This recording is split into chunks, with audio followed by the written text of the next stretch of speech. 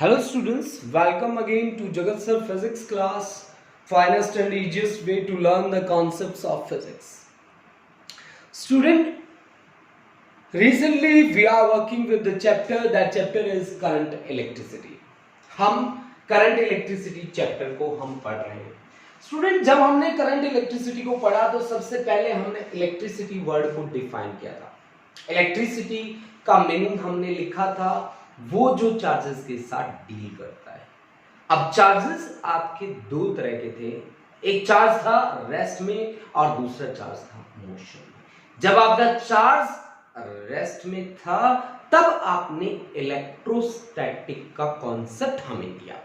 Electrostatic के concept के अंदर जाके हमने बहुत सारे फिनोमेनास पढ़े कि स्टैटिक चार्जेस के क्या क्या इफेक्ट होते हैं.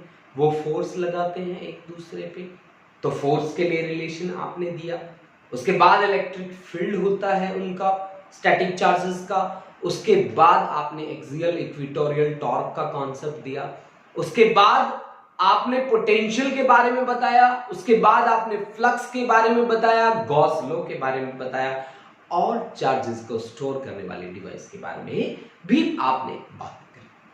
स्टूडेंट, आपने ये सारी की सारी बातें या सारे के सारे कैरेक्टरिस्टिक स्टैटिक चार्जेस के लिए किए. आज हमारा जो टारगेट है, जिस टारगेट के ऊपर बेस होके हम काम कर रहे हैं, वो है charges in motion, current electricity. Current electricity किससे बनता है? चार्जेस इन मोशन से. हालांकि इलेक्ट्रिसिटी तो चार्जेस से बनता है. अब चार्जेस तो दो तरह के हैं, चार्जेस इन मोशन और charges in at rest. Charges at rest उसका नाम है इलेक्ट्रोस्टैटिक और चार्जेस इन मोशन उसका नाम है current electricity. Current electricity. Students, मेरी बात को बार बार आप ध्यान से सुन लीजिए. जिसमें चार्जेस मोशन में है उसका नाम क्या है? Current electricity.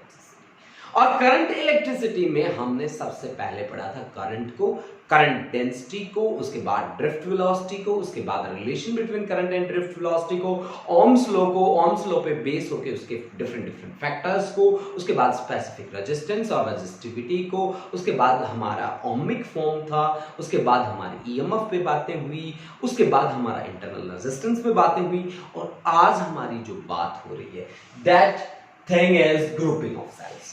हम आज ग्रुपिंग पे बात कर रहे हैं.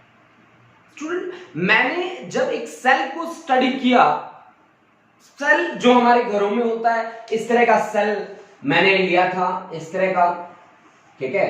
मैंने यहां पे दो टर्मिनल्स शो करे थे. ये मान लो पॉजिटिव है तो ये हमारे पास नेगेटिव था. ऐसा एक सेल है, ठीक है, जो हम घरों में रिमोट में भी यूज करते हैं, घड़ी में भी यूज होता है. इस तरह के हमारे पास जो सेल है हमने देख रखे. ठीक है जी. आज उस सेल की स्पेशल बात क्या होती है? उस सेल की स्पेशल बात यह है कि उसका खुद का पोटेंशियल होता है. उसका खुद का पोटेंशियल जिसका नाम है ईएमएफ. ठीक है. और इसका और क्या होता है? इंटरनल रेजिस्टेंस होता है जो खुद वो रेजिस्टेंस ऑफर करता है. दैट्स द इंटरनल रेजिस्टेंस जिसको मैंने कहा. ऐसे ऐसे मैंने n सेल्स सीरीज में कनेक्ट करे हैं. ऐसे ऐसे n सेल्स मैंने सीरीज में कनेक्ट करे हैं. स्टूडेंट्स, हर एक सेल का ईएमएफ मैंने E लिया है, इंटरनल रेजिस्टेंस मैंने स्मॉल r लिया है हर सेल के लिए. ये पहली सेल, ये दूसरी सेल, ये nth सेल. एक्सटर्नल रेजिस्टेंस मैंने लगाया है capital R be the external resistance. अब जब आप इनसे डील कर रहे हो, सीरीज कॉम्बिनेशन से डील कर रहे हो, तो रेजिस्टेंसेस इन सीरीज कॉम्बिनेशन वाली बात को याद करो. रेजिस्टेंसेस इन सीरीज कॉम्बिनेशन में करंट होता था सेम और पोटेंशियल क्या होते थे? डिफरेंट. अब यहां पे पोटेंशियल का काम कौन कर रहा है? ईएमएफ कर रहा है. ईएमएफ यहां पे काम कर रहा है और ईएमएफ हर सेल का सेम है. तो इफेक्टिव ईएमएफ सीरीज कॉम्बिनेशन में कैसे निकालूंगा? सभी को ऐड कर दूंगा. सभी कितने हैं? n है और हर एक का कितना है? E है. तो n टाइम्स क्या बना? E के बराबर. इसी तरह से R इफेक्टिव. स्टूडेंट्स, याद करो रेजिस्टेंसेस इन सीरीज कॉम्बिनेशन आप कैसे निकालते थे. फिर आप मेरे को बताओ कि इंटरनल इफेक्टिव रेजिस्टेंस कितना आएगा.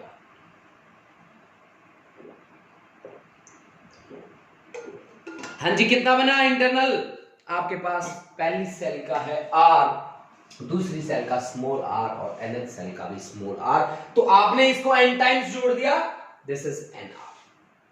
ओके, अब आप मेरे को एक बात बताइए कि करंट क्या होता है। मैं तो एक फॉर्मूले को जानता हूं, that formula is v is equal to I R, और यहां से अगर करंट को देखूं तो v बाय आर होता है। यहां पे तो v का कोई नाम ही नहीं है। v की जगह कौन काम कर रहा है, E काम कर रहा है, इफेक्टिव ईएमएफ आप निकालो।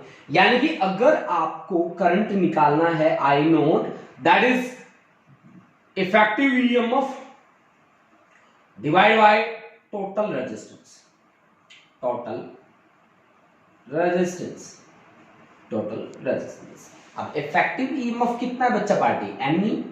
क्या इसके अलावा कोई और ईएमएफ है, नहीं है।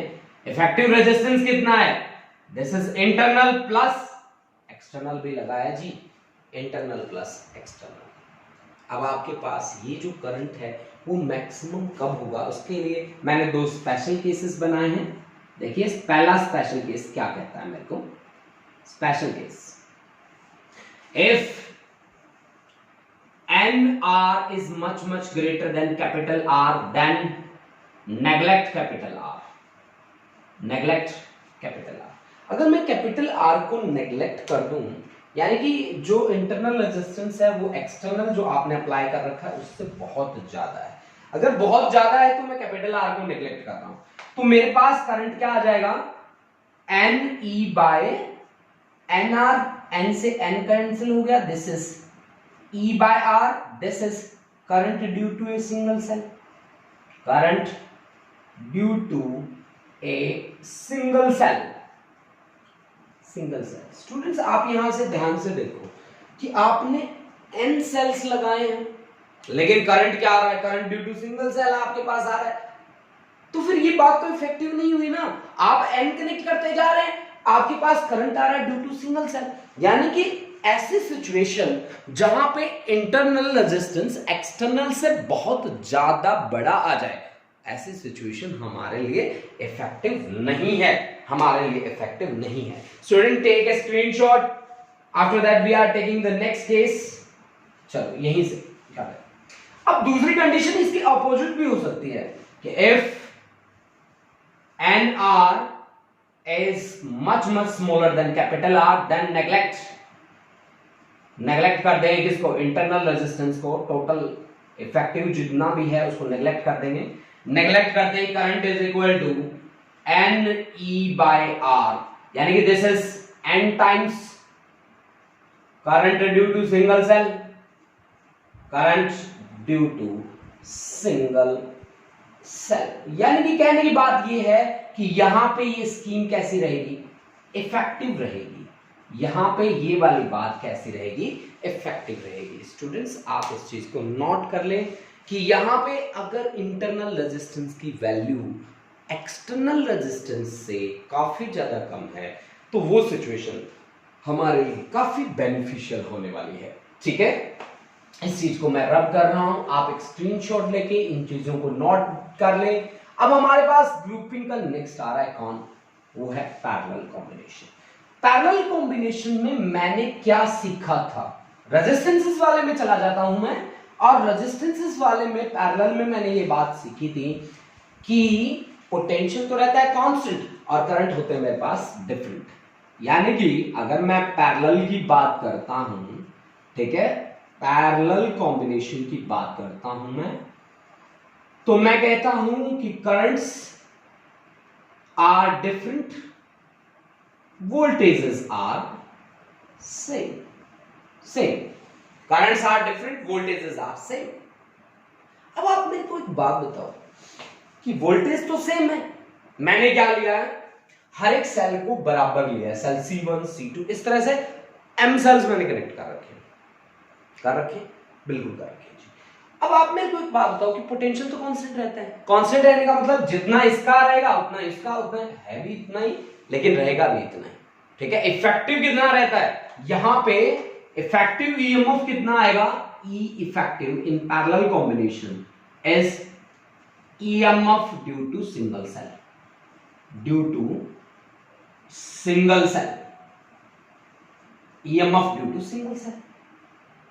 ठीक है। E effective is EMF due to single cell. अब R इफेक्टिव कैसे निकालेंगे, इंटरनल इफेक्टिव रेजिस्टेंस कैसे निकालेंगे, तो 1 अपॉन internal effective resistance R effective is equal to 1 upon R plus 1 upon R, कहां तक चलता जाना है, अप टू m टाइम्स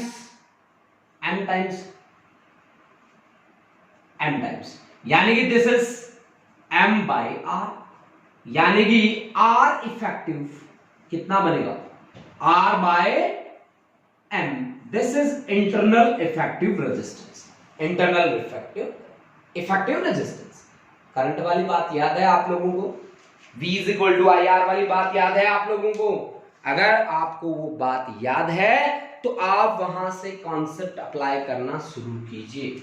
आपने क्या कहा मेरे को कि करंट में कैसे निकाल सकता हूं effective current, this is E effective divide by total resistance, effective resistance, effective EMF कितना है बेटा, EMF due to single cell कितना ऑफर कर रही है, E, टोटल रेजिस्टेंस इंटरनल कितना है जी, R बाय M, एक्सटर्नल कितना है जी, कैपिटल R। तो फिर आप एलसीएम ले लीजिए, तो ME by small r plus M into capital R, this is the final result. अब स्पेशल केसेस आप यहां पे भी अप्लाई करोगे, बिल्कुल करोगे। तो स्पेशल केस अप्लाई कर दो भाई बच्चों। स्पेशल केस में आपको क्या करना है, पीछे आपने जैसे काम किया था वैसा का वैसा काम आपको यहां पे करना है। If small r is much greater than mr, then neglect m into capital R. So I is equal to m E by R. This is m times current due to single cell.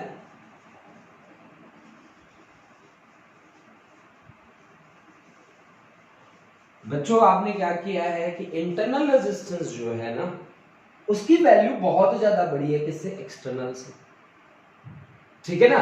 तो उस situation में आपके पास current जो आता है वो m times आता है, यानी कि ये वाली बात जो हम यहाँ पे कर रहे हैं वो वाली बात मेरे को कैसी लगी है, बहुत ही अच्छी लगी है। यानी कि ये हमारी है इफेक्टिव कंडीशन है, ये हमारी बहुत ही इफेक्टिव रहेगा अगर हम इंटरनल को बढ़ा रखेंगे, ठीक है। इफेक्टिव कंडीशन का पार्ट बन गई है ये हमारी बात। इफेक्टिव कंडीशन में आ गई क्या कि अगर मैं इंटरनल को बहुत ज्यादा बड़ा रखता हूं m इंटू एक्सटर्नल रेजिस्टेंस, ठीक है, m times that of external resistance, ठीक है। दूसरा देखिए कि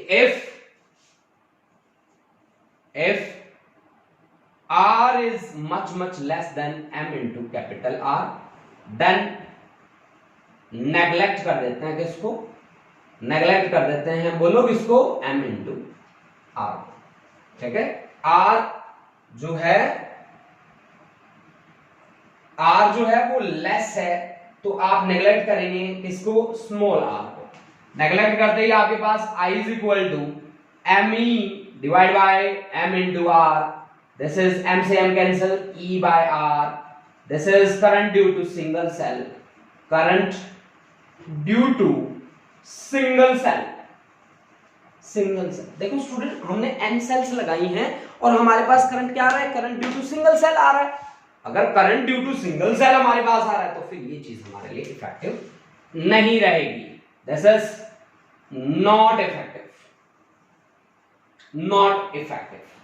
ठीक है, ये हमारे लिए इफेक्टिव नहीं रहेगा, इसलिए हम इस कंडीशन को अप्लाई नहीं करेंगे। स्टूडेंट अब तक हम लोग सीरीज कॉम्बिनेशन और पैरेलल कॉम्बिनेशन देखते आए हैं, ठीक है, और आज भी हमने सीरीज और पैरेलल ग्रुपिंग देखा है इसके लिए, ठीक है, सेल्स के लिए। लेकिन आज मैं आप लोगों के लिए एक मिक्स्ड मोड ग्रुपिंग लेके आ रहा हूं। वो मिक्स मोड ग्रुपिंग में हमें क्या रिजल्ट्स मिलेंगे, लेट्स सी। स्टूडेंट्स अब हमारे पास है mixed mode grouping of cells. देखिए हम किस तरह से काम करते हैं, n सेल्स लगा देते हैं सीरीज के अंदर, ये हमारे पास है फर्स्ट सेल, हर सेल का ईएमएफ हम इक्वल रखते हैं और इंटरनल रेजिस्टेंस भी सेम रखते हैं। यहां से nth सेल हमारे पास होगी, n सेल्स हमने कनेक्ट करी हैं किसमें, सीरीज के अंदर। ये हमारे पास है m सेल्स हमने पैरेलल कॉम्बिनेशन में अटैच करके हम चले हैं, m सेल्स हम पैरेलल में अटैच करके चल रहे हैं। ठीक है जी, ये देखिए मेरे पास ये n सेल्स में लगा रहा हूं, ठीक है, सीरीज के अंदर, सीरीज में मैं n सेल्स लगा रहा हूं।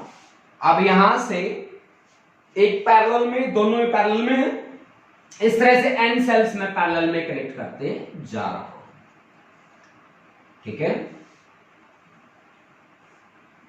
ये हमारे पास है फर्स्ट सेकंड और सीरीज में हमें n लगानी है, तो ये हमारे पास हो गया। ठीक है जी, इस तरह से।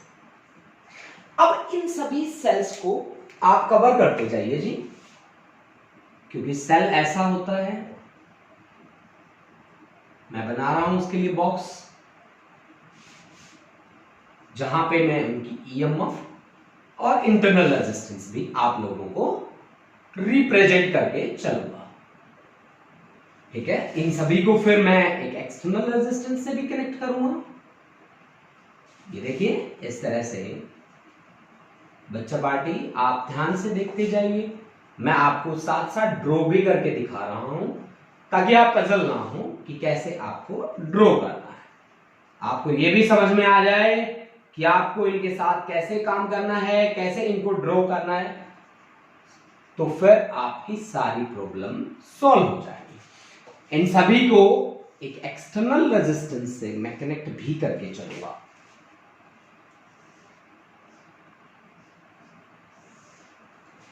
इन सभी को एक एक्सटर्नल रेजिस्टेंस से भी कनेक्ट करेंगे हम।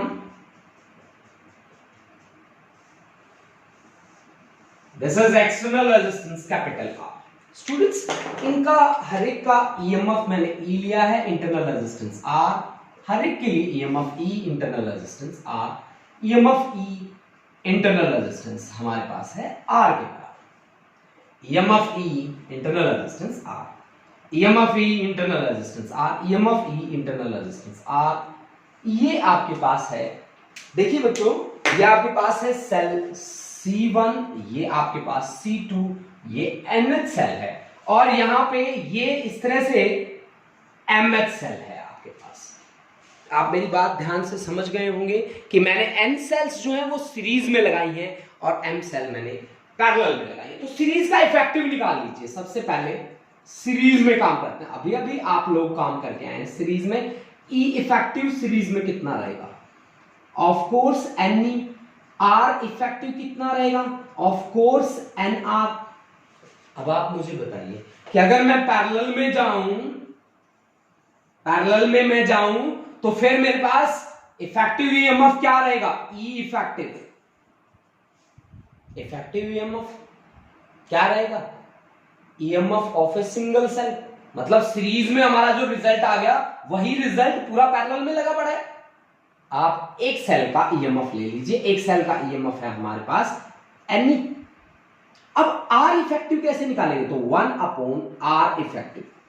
आपके पास एक सेल के लिए कितना है? 1 upon N R plus 1 upon N R. आपने पैरेलल में कितने लगाए हैं? m सेल्स लगाए हैं। दिस इज m टाइम्स, यानी कि this is m upon N R, यानी कि R इफेक्टिव यहां पे कितना रहेगा? NR by M, NR by M। अब बच्चा पार्टी करंट आपको निकालना है। करंट आप कैसे निकालेंगे? I is equal to effective EMF divide by total resistance. Total resistance, effective EMF कितना है आपके पास? NE। Total resistance external plus internal कितना है? NR by M, NR by M। Student इस चीज को आप नोट कर लें, this is the most important thing. हमने मिक्स्ड मोड ग्रुपिंग भी यहां पे पढ़ा है। आप एक स्क्रीनशॉट ले लें। मेरे पास जो टोटल रेजिस्टेंस आया है वो एक्सटर्नल प्लस इंटरनल से बन के आए। तो स्टूडेंट आज हमने क्या स्टडी किया है? आज हमने सेल्स को स्टडी किया है, उनके मिक्स्ड मोड, सीरीज और पैरेलल कॉम्बिनेशन को स्टडी किया है।